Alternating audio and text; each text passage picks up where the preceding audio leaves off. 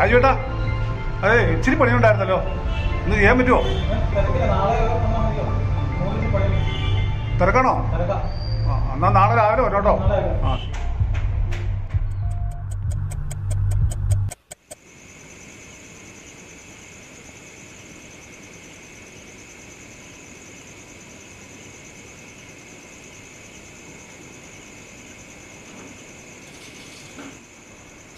ഉറപ്പവും വന്നില്ല.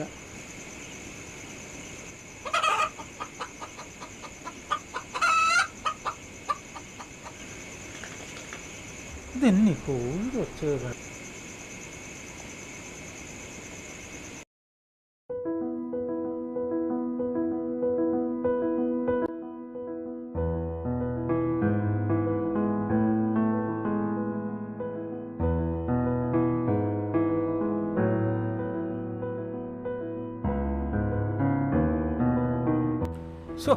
ഇപ്പൊ സൈക്കിൾ ഇടിച്ച് കൊന്നല്ലോടാ.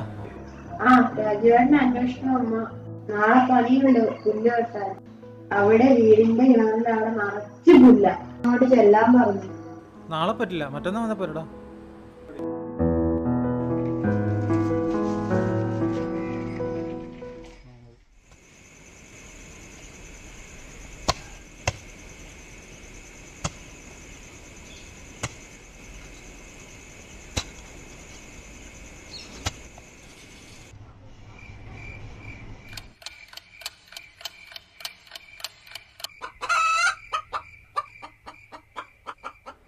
കുറേ ദിവസമായി കോഴിയുടെ ശബ്ദം കേൾക്കുന്നു.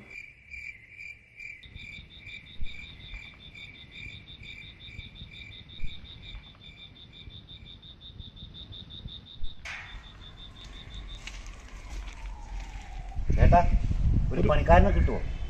ഞാനിവിടെ പുതിയ താമസക്കാരനായിട്ട് വന്നതാണേ. അപ്പോൾ എനിക്ക് കുറച്ച് പണിയുണ്ടായിരുന്നു. അതിനെന്താ നോക്കിട്ടാ, നമ്മുടെ ആ കിഴക്കിലെ രാജിയോണ്ടില്ലേ ഇത്രയും നല്ലൊരു പണിക്കാരൻ. നമ്മൾ സത്യസന്ധമായിട്ട് പുള്ളിനെ വിശ്വസിച്ചേൽപ്പിച്ചിട്ട് നമുക്ക് എന്ത് പണി ഏൽപ്പിക്കാം. പുള്ളിയോട് പറഞ്ഞാൽ മതിയല്ലോ.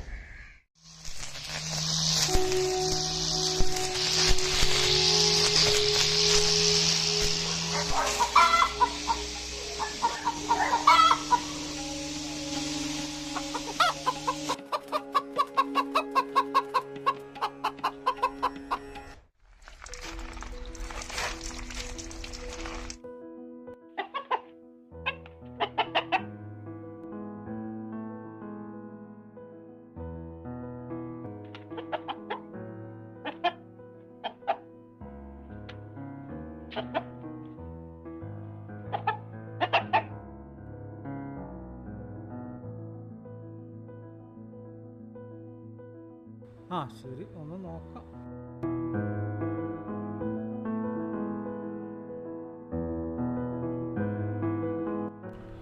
നമ്മൾ ഇന്നിവിടെ കൂടിയിരിക്കുന്നത് എന്തിനാണെന്ന് വെച്ചാൽ നമ്മുടെ അടുത്ത പ്രദേശത്തുള്ള കോഴികൾ എല്ലാ ദിവസവും കാണാണ്ട് പോവുക. ചേച്ചിയുടെ കോഴീനെ കാണാണ്ട് പോയില്ലേ? രണ്ട് കടിമുണ്ട കോഴി ഉണ്ടായിരുന്നു ഗീതാമേ. അത് ആരാ പോണെന്ന് എങ്ങനെ പോണെന്ന് എനിക്കൊന്നും അറിയണില്ല. ദിവസം മുട്ടയിടുകയും ചെയ്യും. കോഴിനെ കാണാനും ഇത് തന്നെയാണ് എന്റെ വീട്ടിലെ സ്ഥിതി. 2-3 കോഴി പോയിട്ടുണ്ട്. എന്താ എന്ന് സംഭവിച്ചെന്നറിയില്ല. അപ്പം നമുക്കിതൊന്ന് കണ്ടുപിടിക്കണ്ടേ എങ്ങനെയാ പോണെന്നുള്ളത്. ഇങ്ങനെ വിട്ടാൽ ശരിയാവില്ല.